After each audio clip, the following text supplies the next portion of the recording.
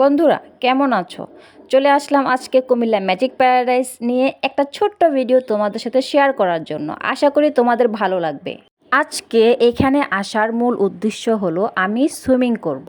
এত রোদ এত গরম, বিশ্বাস করেন আমি পানিতে নামছি একটু ঠান্ডা হওয়ার জন্য, উল্টা পানিটাই গরম হয়েছিল, সাথে তো অনেক নোংরা ছিল পানিটা।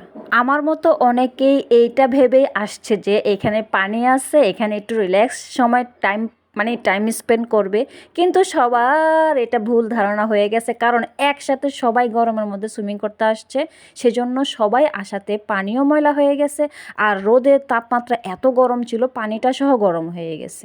আর দিনটা এতই খারাপ গেছে যে এখানে আমার সাথে একটা দুর্ঘটনা ঘটছে। এখানে আমি পা পিছলে গিয়ে আমার পা মচকায় ফেলছিলাম, হাতে ব্যথা পাইছিলাম, মাথায় ব্যথা পাইছিলাম। তো দিনটা সব মিলে দিনটা খুবই খারাপ গিয়েছিল। তবে জায়গাটা খুবই সুন্দর, সুযোগ করে আবারও যাব, কিন্তু এত গরমের মধ্যে যাব না। আপনারাও চাইলে ম্যাজিক প্যারাডাইস ঘুরতে আসতে পারেন, কুমিল্লা ম্যাজিক প্যারাডাইস খুব ভালো লাগবে। ভালো থাকবেন, আসসালামু আলাইকুম।